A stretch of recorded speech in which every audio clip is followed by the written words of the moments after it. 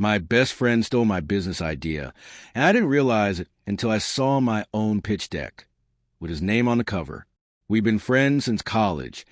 Jake was the kind of guy who could talk his way into any room, and I was the one who actually built things once we got inside. That dynamic worked for years because I trusted him, and because he always made it feel like we were a team. When I started working on my side project, it wasn't some get-rich-quick scheme. It was a simple tool for creators to track uploads, optimize thumbnails, and predict best posting times using real performance patterns. I spent months building a prototype at night after my day job, iterating, testing, talking to a handful of small creators to make sure it solved a real problem. Jake knew all of it, because I told him, because that's what friends do. He'd hype me up, ask questions, even throw out ideas like, "Bro, this could be huge, and you should pitch VCs." I wasn't even thinking VCs at first. I just wanted it to work. Then Jake suddenly started calling more often, not to hang out, but to check in on the project. He'd ask for screenshots. He'd ask what my next feature was. He'd ask if I'd written anything down formal yet. I thought he was excited for me. I was wrong. The first real red flag happened when he invited me to coffee and showed up with a laptop already open. "I did something for you," he said, smiling, like he was about to surprise me with a gift. He flipped the screen toward me. It was a pitch deck, a clean, polished deck with my concept, my flow, my feature list, even my exact wording on one slide about creator behavior signals. I stared at it, half impressed, half confused. "This is my thing," I said slowly. Jake laughed. "Yeah, I know. I just packaged it. You needed packaging." Then I saw the title slide again. The company name was different, but the tagline was mine, and under founder and CEO it said Jake's full legal name. My stomach dropped. "Why is your name there?" I asked. Jake didn't flinch. "Because I can sell it," he said like it was obvious. "You're the builder. I'm the face." That's how startups work. I felt heat rise in my chest. "That's not how friendship works," I said. Jake held up his hands like I was being emotional. "Relax," he said. "You'll get equity. I'm not cutting you out. I just move fast." Move fast. Another clean phrase for betrayal. I told him to change it, to put both our names, to slow down and do this right. Jake nodded, smiled, and said, "Sure, we'll fix it." I wanted to believe him, because believing him was easier than accepting the truth. 2 weeks later, I got an email from a mutual friend congratulating Jake on his new startup. Attached was a press release draft.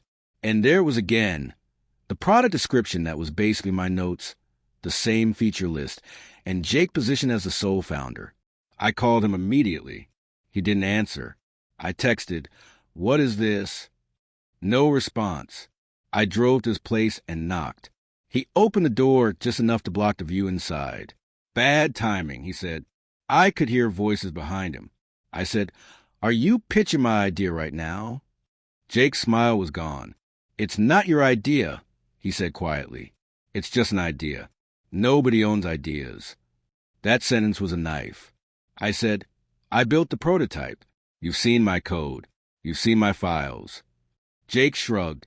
"Then prove it," he said. "Because if you come for me, I'll show people what you did." My blood went cold. "What I did?"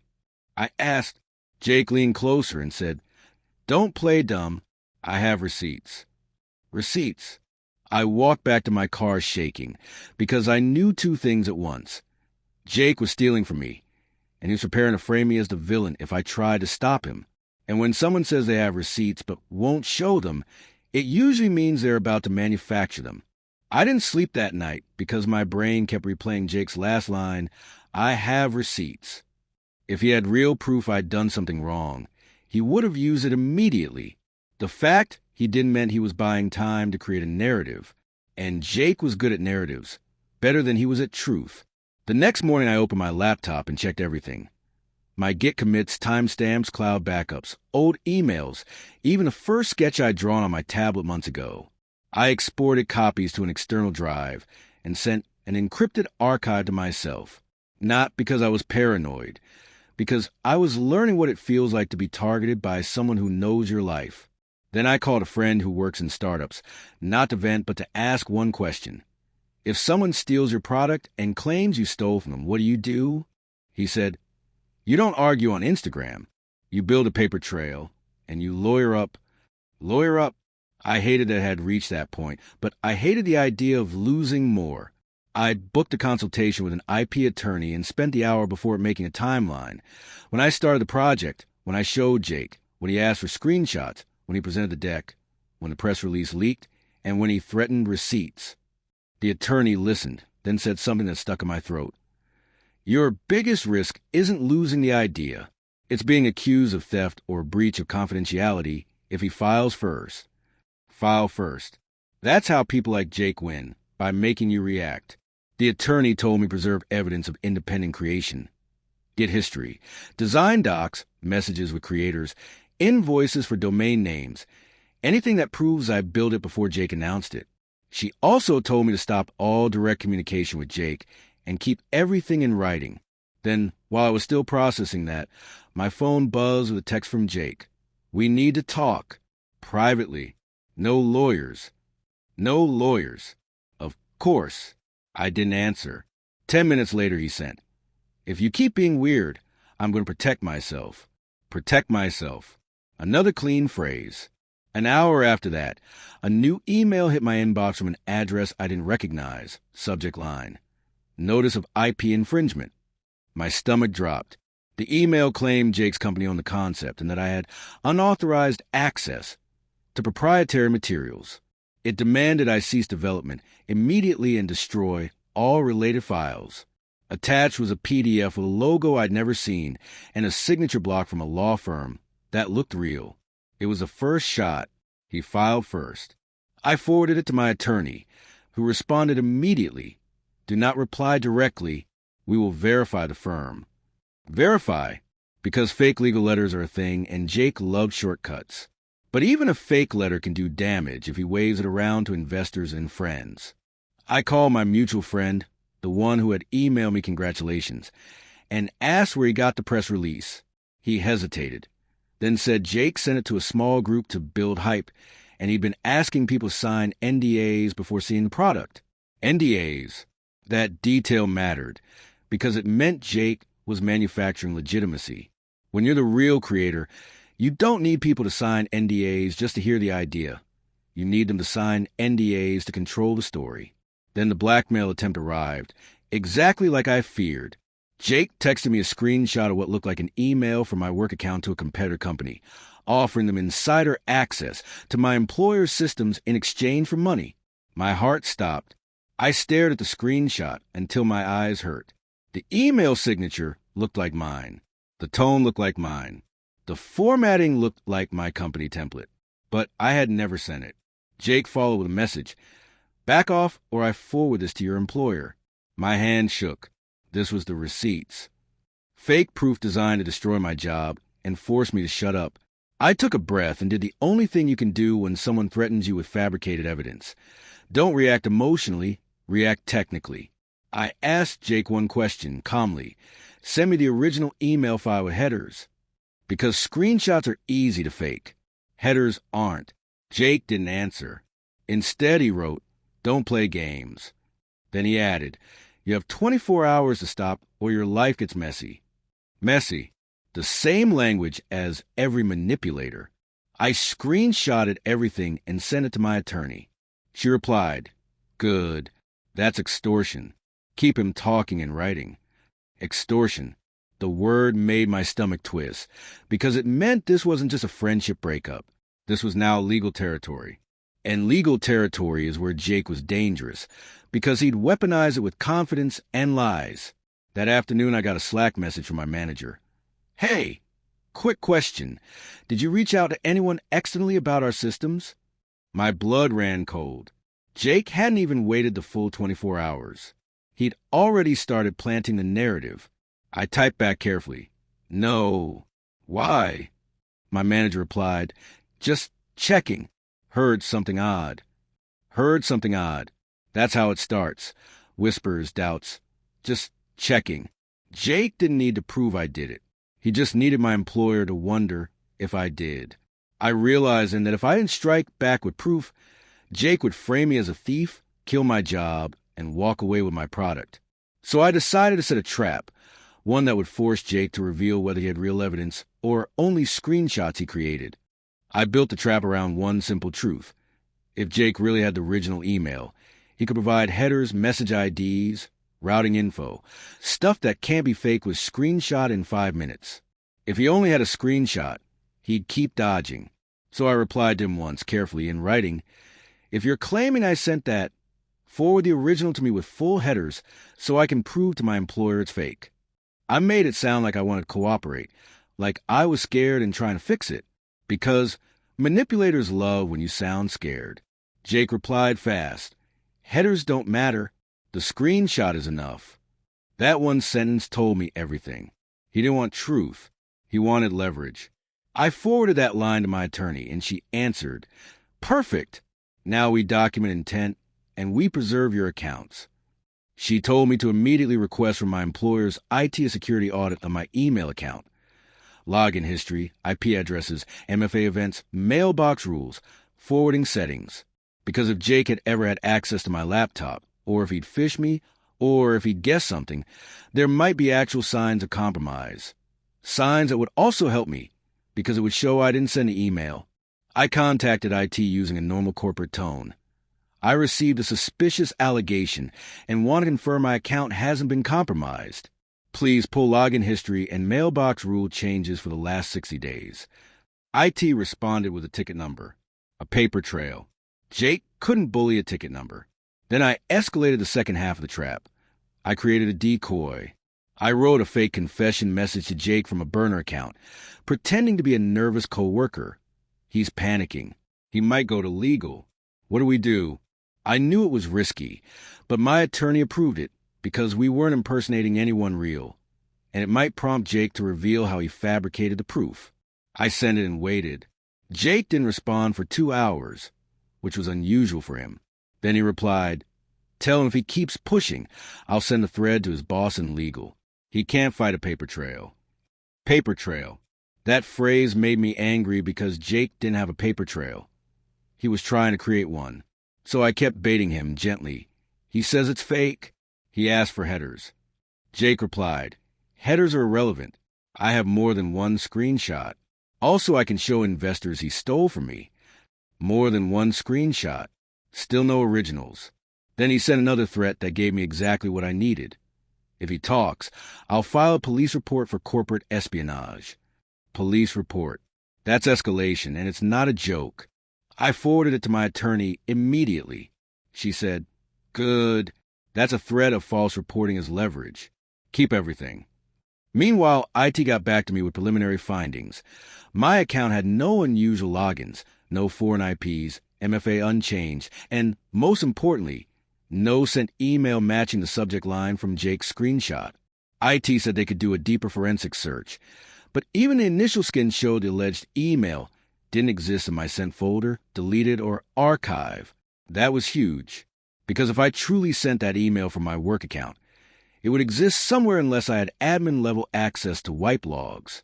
I didn't. That meant the email was either completely fabricated or sent from a spoofed address outside our system. Either way, it was not me. I asked IT to produce a written statement. No record of email with these characteristics sent from user's mailbox. They agreed. Paper beats screenshots. At the same time, I pulled my own creation proof of project. My Git repository history with timestamps, my early Figma wireframe saved months ago, a domain purchase receipt in my name dated long before Jake's deck, and messages between me and Beta, users discussing features that appeared word for word in Jake's pitch. I packaged it into a clean folder for my attorney. Then my attorney made the first real offensive move. She sent Jake a formal cease and desist letter. Not an angry one, a surgical one. It stated, "We have evidence of independent creation predating his claims. We have written threats of extortion.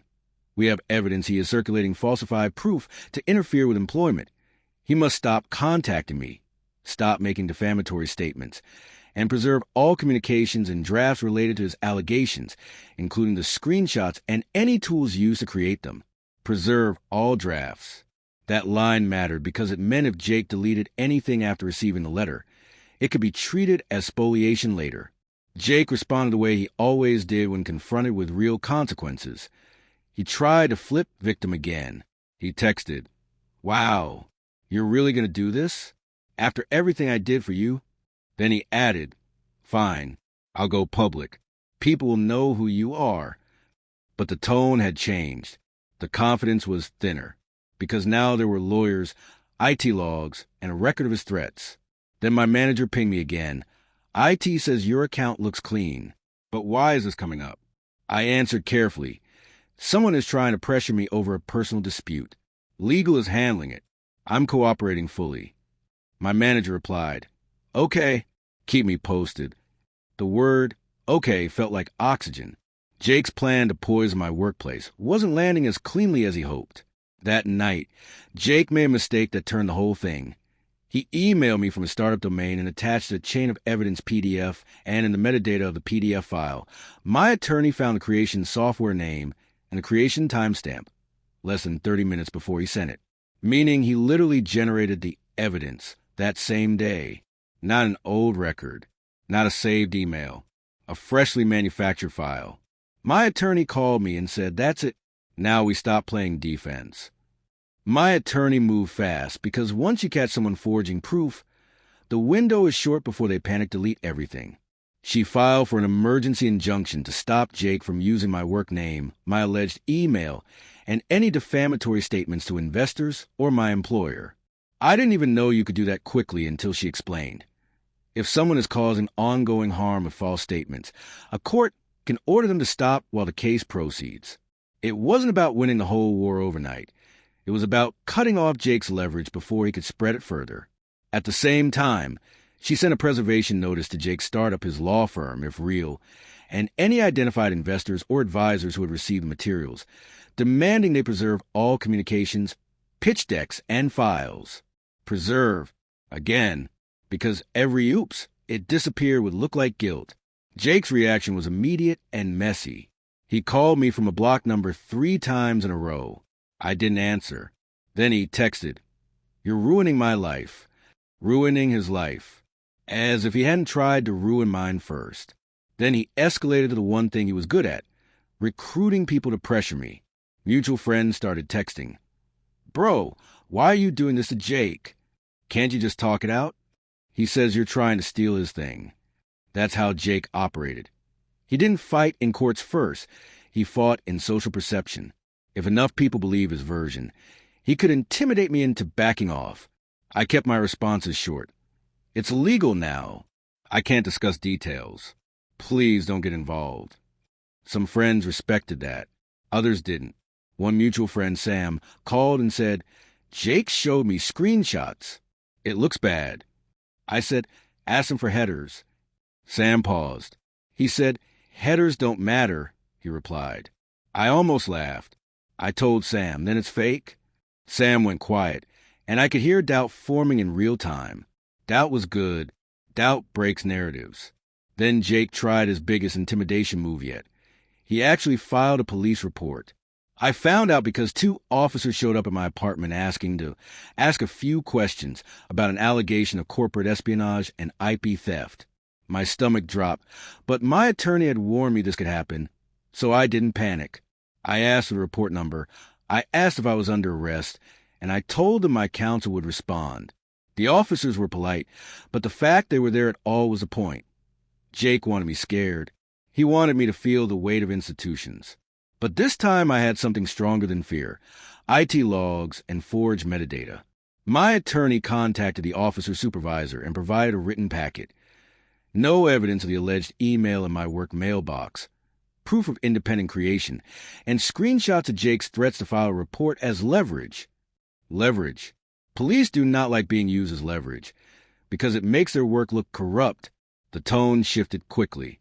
The officer stopped viewing it as a simple accusation and started viewing it as a dispute with possible false reporting. They didn't arrest Jake, but they noted the contradictions, and that alone reduced Jake's power.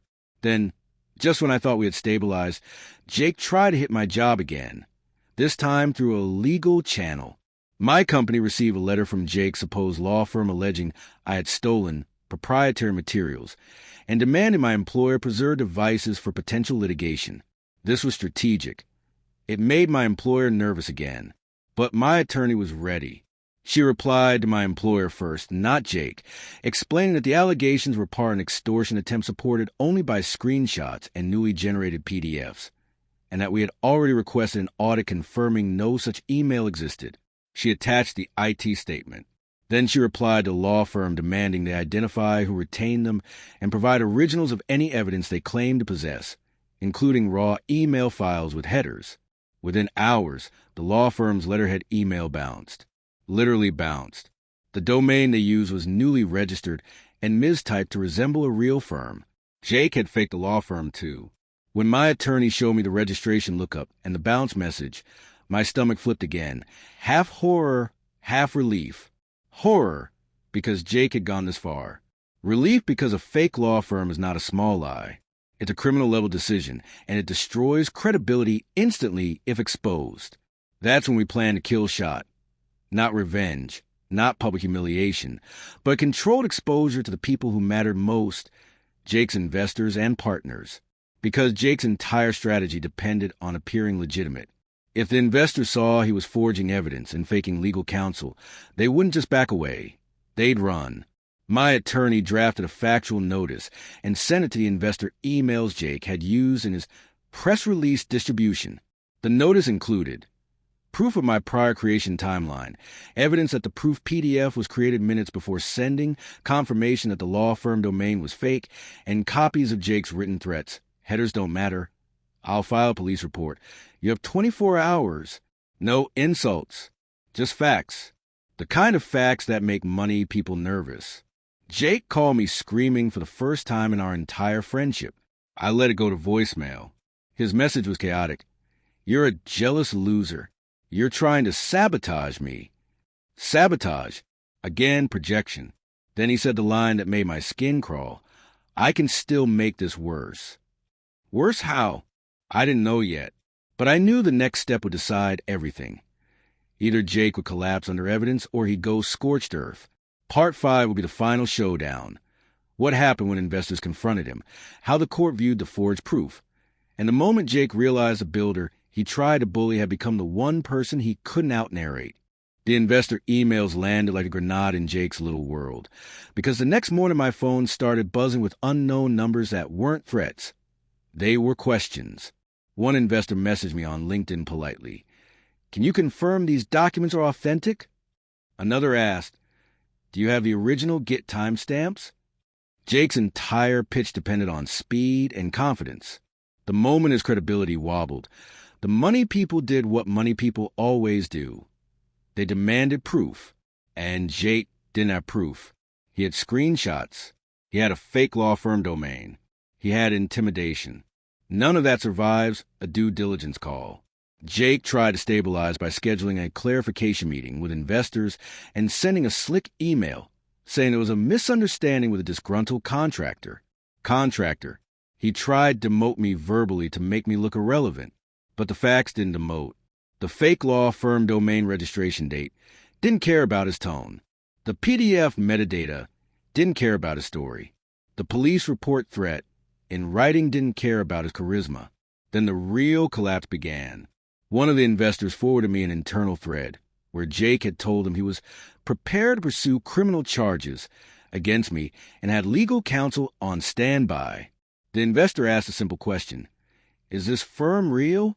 Jake apparently replied, yes, and then stopped answering, because the firm wasn't real. By afternoon, a different investor contacted my attorney directly. My notice included her contact for verification, and asked for a brief call. My attorney walked him through the chain calmly. Independent creation evidence, IT confirmation no alleged email existed, extortion threats, fake counsel domain. The investor's tone changed from polite to cold. So he fabricated, the investor said. My attorney answered, yes. That was all it took. Jake's funding didn't pause. It evaporated. The next day, Jake's co-founder, someone I'd never met, emailed me. I didn't know about any of this. He told us you were trying to steal the idea. Can we talk? That email hit me harder than I expected because it confirmed what I'd suspected. Jake had been running multiple stories at once, telling each person what they needed to hear to keep moving. I agreed to talk through my attorney only. During that call, the co-founder sounded shaken. He said Jake had pushed everyone to move fast, sign NDAs, and ignore the noise. Ignore the noise, meaning ignore me. The co-founder admitted Jake never showed them source code, only demos and slides. He asked quietly, "Did you actually build it?" I replied, "Yes, I can prove it." Then I sent him a redacted version of my Git history and prototype screenshots with timestamps. He went silent and said, "We're done." 2 days later, Jake's startup website went offline. Not maintenance. Offline. Then the legal part finalized what the social part had started. The court hearing for the injunction wasn't dramatic. It was humiliating in a quiet way. Jake's attorney, real this time, tried to argue it was a founder dispute and that Jake had reasonable belief I was infringing. My attorney presented the metadata showing the evidence PDF was created minutes before Jake sent it. She presented the domain records showing the fake law firm email domain registration date and typo squatting pattern. She presented IT's written statement that no alleged email existed in my work mailbox. She presented Jake's own words. Headers don't matter. The judge's tone changed sharply at that. Judges have heard every excuse in the book, but they don't like when someone tries to weaponize institutions with sloppy lies. The judge asked Jake directly to explain why he claimed to have originals but refused to provide headers. Jake's attorney tried to speak for him. The judge cut him off and asked Jake again. Jake looked down and said, "I didn't think it was necessary." Necessary. The judge responded coldly that evidence integrity is always necessary. The injunction was granted. Jake was ordered to stop making defamatory claims, stop contacting my employer, stop using my name in any context related to his company, and preserve all records. Preserve again. Then came the moment I didn't expect. After court, Jake tried to talk to me alone in the hallway, like we were still friends. He said, "Bro, you went too far. Too far." I stared at him and realized he still believed the world should bend around him. He said, "I was going to cut you in later. You forced my hand." Forced his hand. The phrase manipulators use when they want their choices to feel like your fault. I didn't yell. I didn't threaten. I said one sentence. "You didn't steal my idea. You tried to steal my life." Jake's face twitched like I'd finally named a thing he couldn't joke away. He walked off without another word. The fallout at my job resolved slowly, but cleanly. HR closed a complaint due to lack of evidence and documented that the issue was linked to external false allegations. My manager apologized for the stress. I stayed employed. I kept my reputation. And my project? I didn't launch it immediately. Not because I was scared, but because I learned something. If you build something valuable, the first threat might not be failure. It might be the people closest to you deciding they deserve credit more than you deserve safety. Months later, I rebranded the tool, kept the core features, and launched quietly to a small group first, with everything protected. Proper company registration, IP filings, clear contributor agreements, and a lawyer on retainer. It felt cynical, but it also felt like armor I shouldn't have needed. The last time I heard about Jake was through a mutual friend who said he was telling people it was all drama and he got screwed. Of course he was. That's how people like him survive their own reflection, by rewriting the past until they're the victim again. But he couldn't rewrite the court order. He couldn't rewrite the domain registration dates. He couldn't rewrite the fact that when asked for headers, he said they didn't matter. And that's what finally saved me. Not revenge, not public shaming, not even luck. Just boring proof, preserved in time, that turned his fake receipts into the only thing he never learned how to sell, truth.